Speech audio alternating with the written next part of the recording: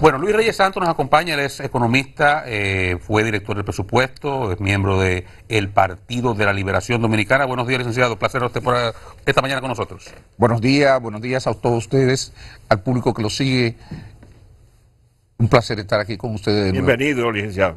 Licenciado, muchas gracias. Comencemos con lo que parece que sucederá en los próximos meses en República Dominicana, y es que en algún momento el gobierno tiene la necesidad de abocarse a una reforma fiscal.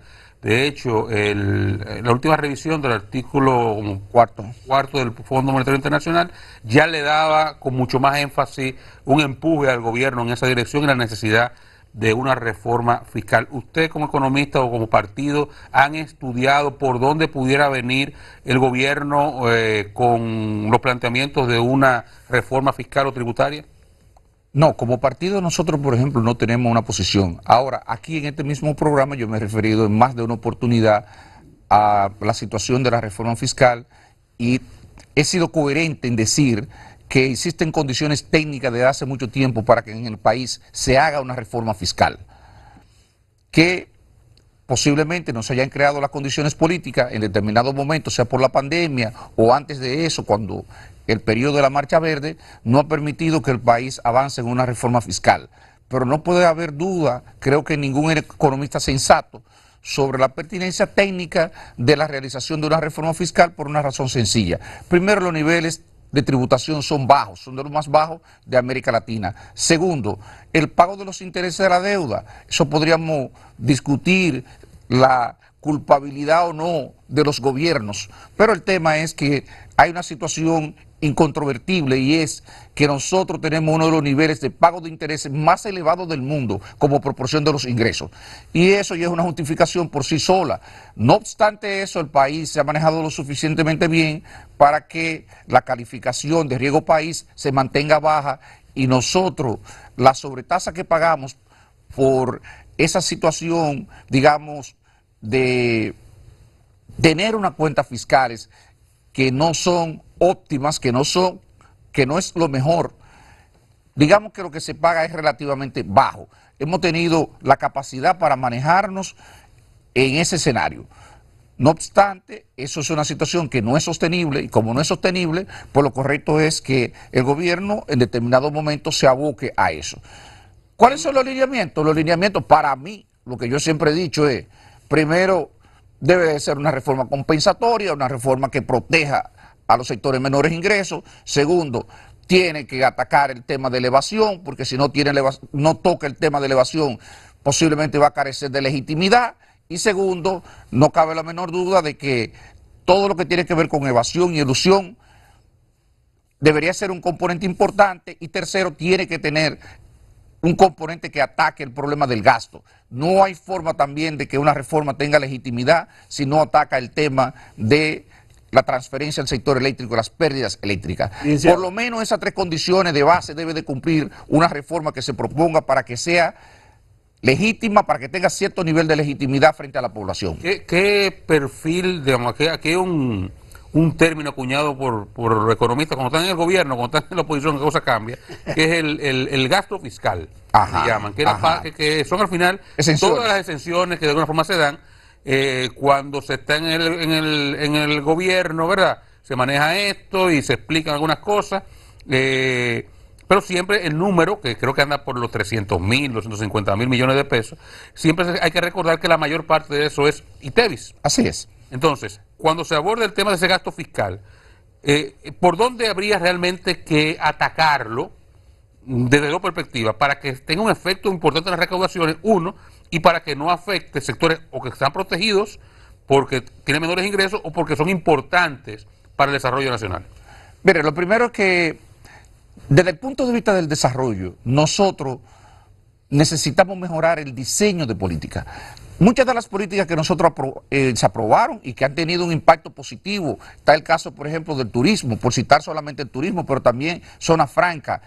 Esas leyes son leyes que han contribuido sin lugar a duda al desarrollo del país. Ahora, no es posible mantener el statu quo, la forma como nosotros hemos estado otorgando incentivos durante los últimos 20 años, que son prácticamente incentivos al infinito. Nosotros necesitamos redefinir criterios. Primero establecer cuáles son los sectores que nosotros vamos a priorizar y a partir de ahí establecer en cada uno de ellos cuáles son los criterios que deben de cumplir las empresas para nosotros otorgar esos incentivos.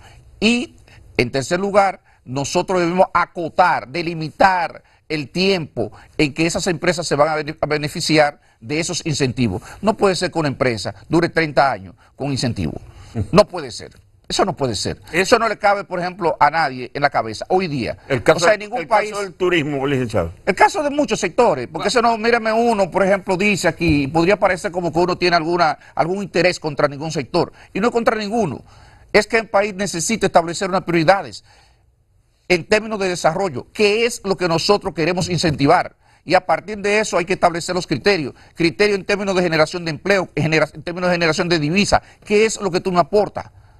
La Ley de Estrategia Nacional de Desarrollo no establece, vamos a llamarle alguna doctrina que defina y diga el Estado Dominicano tiene este perfil, la economía debe de ser de esta y de esta manera, el manejo de los ingresos y de las inversiones. No, no llega a tanto, porque un enunciado más general en términos de alcanzar un nivel de bienestar. Ahora, para alcanzar ese nivel de bienestar hay que hacer estas cosas que estamos hablando. Hay que entrar a un nivel de racionalidad, de manejo de la economía de una forma más racional de lo que lo hemos hecho hasta ahora. Entonces, si nosotros queremos seguir avanzando de la forma que el país lo ha hecho en los últimos 20 o 30 años, pues necesitamos afinar algunas cosas y no cabe la menor duda que eso debe de ser tocado. Como usted plantea, ahí era donde yo quería puntualizarle. Cuando usted habla de poner esos límites, es con independencia de sectores. Por supuesto, digamos, por cada uno. Concepción general. No. Como concepto general para todos. Para todos. Ahora, de manera particular, para cada uno de ellos, exacto, en función de los objetivos que se plantean. De cada uno de ellos. Exacto. De cada uno Pero, de ellos. digamos, como concepto general, como concepto general es que no. Que tengan límites, que tengan racionalidad, que tienen, es que hoy día, una medición de retornos. Por supuesto, por ejemplo, como usted, que es lo que estamos hablando, puede otorgar un incentivo si usted no va a cuantificar cuál es el impacto que tiene en términos de la retribución que le hace. O sea, yo te estoy exonerando y estoy esperando que tú tengas un impacto positivo para la sociedad. Quizá para el gobierno no, porque el gobierno se está desprendiendo de ello, pero para la sociedad sí, nosotros deberíamos ser capaces de medir eso y entonces determinar, mira, esta política le está aportando tanto al país y por tanto se justifica. Es lo mismo que estábamos hablando del tema, por ejemplo, de la propuesta de reforma fiscal, que yo lo escuchaba, perdón, de la reforma constitucional y el tema de la cantidad de diputados. Bueno, ¿de dónde sale el número? Eso igual que muchos de esos porcentajes de asignación presupuestaria que aparecen por ahí, que todavía uno se está preguntando, por Dios, ¿de dónde salieron? No, que eso lo dio un organismo internacional, pero los organismos internacionales se sumaron al populismo económico también en esa época, porque aquí hay muchas cosas que se hizo por puro populismo, y entonces ya llegó el tiempo de buscar una racionalidad a esas cosas. O sea, el por qué. Uno de ustedes hacía referencia al por qué, hay que entender el por qué. O sea, cuando usted me hace la propuesta debería decirme por qué usted está proponiendo eso, para entonces uno poder evaluar si eso hace sentido lo que me están proponiendo. Licenciado, mire, las instituciones que tienen que ver con el cobro de los impuestos tienen los mecanismos efectivos para controlar o evitar la evasión. Es que ahí es que viene. El tema es que eso es en el diseño de reforma. Cuando usted se sienta, por ejemplo, con una persona que es experto tributario, él le va a decir cuáles son por rama, porque normalmente eso se conoce por rama, cuáles son las brechas que normalmente se dejan en la ley. Y eso es lo que se hace, señores, no nos engañemos. La ilusión. No, eso es evasión. La evasión, porque aquí hay dos cosas, por ejemplo. Oscar, por favor, con mucho gusto, gracias, muchas gracias por la invitación. Un cafecito. Sí, calientito. Oscar, en la pregunta que hacía, no concluimos, y él hacía referencia al tema de que en la reforma fiscal debería tocarse no solamente el tema de los sectores y los incentivos que se otorgaban, sino el tema del ITEVIS. Entonces, el ITEVIS nosotros tenemos, que es el 70% de esas exenciones aproximadamente. Ahí tenemos exenciones en el transporte, educación, salud, tenemos un conjunto de actividades económicas que están exentas. Entonces, ¿qué es lo que nosotros sabemos? Que muchos sectores se aprovechan de esas exenciones y obviamente como no tienen que declarar el ITEVIS, no declaran las ventas. Y al no declarar las ventas, pues tampoco tienen que pagar impuestos sobre la renta. Entonces eso tiene un efecto doble. Y eso es un elemento central de la discusión. Entonces, el tema es cómo nosotros cerramos esas brechas para hacer mucho más difícil la evasión. Y repito, es un tema ya que hay que verlo no solamente en la ley, sino en el reglamento de aplicación, en las normas, perdón, de la Dirección General de Impuestos Internos, cómo se atacan estos problemas. Pero eso no tiene, eso Por eso no es un tema. No hay que inventarse el rollo. No hay que inventarse, no es un tema, mírenme. El ITEVIS generalizado resuelve eso. Ahora, con diferenciación, niveles diferenciados. Entonces, que aquí creo, si no me equivoco, que fue en la propuesta de reforma fiscal que introdujo el presidente Medina en el 12, está un ITEVIS diferenciado. Así y eventualmente se recogió, que yo decía en ese momento, y lo repito, hasta ahora, ha sido la reforma la mejor reforma, la menos progresiva que hemos tenido en mucho tiempo. La mejor estructurada. La mejor estructurada. Dicho para atrás por populismo, por miedo a la... Bueno, ahí también hubo un aspecto, por ejemplo, donde se sabotearon algunas cosas en el Congreso. Hay sectores que sencillamente se opusieron a ello y eso no permitió que rindiera lo que debió de rendir y parte de los problemas que hemos cosechado hoy, porque eso impidió posiblemente que nosotros terminamos con un déficit promedio de 3% del gobierno central, más o menos. Y eso pudo haber permitido que los niveles de déficit fueran 1, 1,5 y hubiéramos acumulado mucho menos niveles de endeudamiento que lo que hemos acumulado hasta el periodo. Entonces, hasta la fecha, perdón. La menos regresiva, la palabra que estaba buscando. Entonces, sí, nosotros estamos convencidos de que por lo menos hay un problema. La solución hay que ver qué va a plantear el gobierno. El gobierno enfrenta situaciones difíciles, complejas. Ahora mismo la posibilidad de una recesión en Estados Unidos le plantea al gobierno un desafío, porque comienzan a aparecer unos primeros indicadores, pero eso no se confirma. Una recesión en Estados Unidos podría ser a final de este año, a principios del próximo año. Y si tenemos una recesión en Estados Unidos, de alguna manera nos va a golpear. La Reserva Federal puede reaccionar y comenzar a bajar la tasa incluso de inmediato. Aquí hay un tema, y es que el efecto de las decisiones de política monetaria son rezagadas en el tiempo, se toman entre 9 y 15 meses, entonces nosotros estaríamos viendo los efectos de unas primeras decisiones que adopte la Reserva Federal posiblemente a mediados del próximo año, y si se produce una recesión en Estados Unidos ya para esa época nos estaría golpeando. Y sería contraproducente que el gobierno introdujera una reforma fiscal en medio de un escenario como ese, porque la economía claramente se estaría desacelerando, estaríamos aumentando el desempleo y en ese escenario ya el gobierno tendría que medir las consecuencias de la decisión que va a adoptar. Por eso la situación se torna más compleja para el gobierno que lo que era antes del anuncio de el indicador de desempleo de creación de empleo en Estados Unidos, o de desempleo en Estados Unidos, que salió la semana pasada y que el lunes obviamente los mercados reaccionaron de una manera muy negativa, prácticamente no solo en Estados Unidos, sino en gran parte del mundo, en el sudeste asiático, aunque por otras razones también hubo repercusiones. En esa parte, licenciado, la economía estadounidense, yo he escuchado muchas versiones en esto de preocupaciones por la recesión. Yo personalmente no lo veo, me disculpan, yo no soy economista, pero percepción. La Reserva Federal tiene bajo control la inflación desde hace tiempo y no ha podido continuar reduciendo las tasas de referencia como consecuencia de que los datos de crecimiento de la economía y de creación de empleo, sobre todo, continuaban muy fuerte. Tiene un año la economía norteamericana prácticamente sobrecalentándose, que no ha permitido que la Fed baje las tasas. Eso ha hecho que el Banco Central de la República Dominicana, igualmente con tasa controlada, con inflación controlada, con crecimiento económico ya en el rango natural de la economía dominicana, no ha podido continuar bajando la tasa de interés porque no la puede poner más bajita que la Fed, porque eso va a castigar el tipo de cambio. Entonces, si esto hace que la Fed baje la tasa de interés, la primera reacción a República Dominicana es positiva porque el Banco Central va a poder bajar las tasas y va a abaratar el dinero Sí, eso que tú dices parcialmente es cierto, pero tiene que ver también el efecto que tiene en el resto de la economía.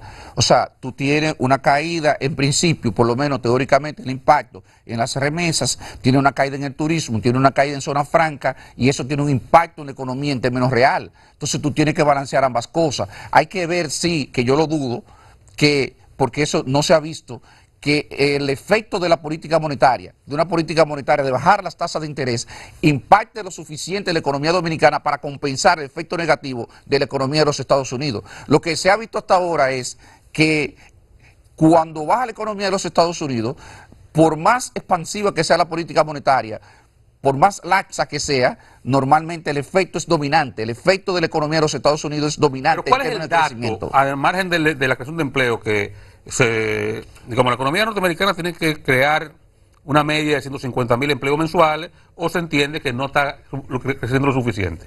Estaba creando entre 170 y 180.000 todos los meses. Así es. El viernes se emite la información que en julio solamente creó 115.000 empleos. Al margen de ese dato, ¿cuál otro dato hay en la mesa de la información económica mundial que indique que Estados Unidos va camino a una recesión? No, el más importante de todo es la reacción de los inversionistas. Es el demoledor, porque ¿cómo reaccionaron los mercados? Se desplomaron el lunes. Son expectativas. Pero son expectativas, pero al final... Wall Street no determina Main Street. Wall Street vive en otro mundo. Pero no tiene nada que ver con Main Street. Y además, pero el tema, ¿cómo que no? Pero al final la inversión, óyeme, todo eso, como tú financias la inversión es a partir de Wall Street. Si Wall Street, la percepción que tienen los inversionistas es que ellos temen que haya una recesión, puede ser incluso que nosotros eventualmente podamos tener una situación donde esa percepción se convierta en realidad, o ellos la conviertan en realidad. Porque ¿qué fue lo que pasó? Que lo que han sido hasta ahora las empresas líderes en esos mercados, todas perdieron valor. Entonces ahí hay una señal incontrovertible de que por lo menos ahora mismo los inversionistas tienen incertidumbre respecto a lo que puede pasar en la economía de los Estados Unidos. Hay incertidumbre, eso es lo que uno puede decir hasta ahora. El componente de la campaña política y las elecciones no podría afectar. No sé en qué nivel, por lo menos, no creo que en Estados Unidos eso afecte mucho el tema de la economía. Yo creo que allá normalmente, sobre todo los analistas, van más al dato duro de la evolución de la economía, como decía Oscar, el tema del empleo, el tema de las tasas de interés. Creo que ellos estarían esperando que en un escenario como este la Reserva Federal adopte medidas, ya sea en septiembre o antes de septiembre. Ahora mismo hay una discusión abierta si eso puede tener lugar, pero lo importante es que no importa, la FED puede intervenir. Si la FED de pronto, tan pronto como tenga los indicadores a mano para analizar la situación y determine que es necesario que ella comience a bajar la tasa de interés, el efecto de eso no lo vamos a ver hasta dentro de un año. Actores importantes del sistema financiero, de los cuales somos miembros, el Fondo Monetario Internacional, Banco Mundial, Banco Interamericano de Desarrollo, tienen opiniones y son importantes, porque si ellos dicen que República Dominicana funciona bien, la economía está funcionando bien, así vendrán inversores extranjeros. Me permito leer un poco de lo que el economista Magín Díaz, en un artículo muy reciente, hablaba de la lupa de esos organismos sobre República Dominicana y la economía. Dice que tienen en el campo semántico una coincidencia en los términos, por ejemplo, de aumento de la recaudación, reforma integral, convergencia y reducción de la desigualdad, necesidad inmediata de inversión en servicios, infraestructura, capital humano, déficit fiscal recurrente, deuda pública en aumento y mejora en la calificación de riesgo país. Es que eso es lo que está diciendo Magín ahí, es un tema que no solamente lo dicen esos organismos internacionales, eso lo decimos nosotros. Porque eso lo decimos, por ejemplo, ahora mismo el indicador, usted va y abre la página de la Dirección General del Presupuesto y va a ver que hay una ejecución de 86.000 millones, de 205.000 que hay presupuestado, hay 86.000, que es como un 42%. Y ya los 205.000 es bajo, que es como un 2.3%. Y todos coincidimos en que hay que aumentar la inversión. Una de las razones por las que justifican el tema de la reforma fiscal es precisamente la baja inversión. ¿Cómo es que vamos a afrontar el problema que estamos teniendo actualmente en Santo Domingo del transporte y el caos que se produce en la ciudad cada vez que llueve? Con recursos. O sea, ahí nosotros tenemos un problema, pero si nosotros queremos seguir mejorando la infraestructura para seguir creciendo a largo plazo, para mejorar la productividad de la economía dominicana, nosotros tenemos que seguir invirtiendo y no podemos seguir invirtiendo a niveles de 2%. Señores, el desarrollo hay que financiarlo. ¿Y cómo es que se financia? Llega un momento que no lo vamos a financiar con endeudamiento.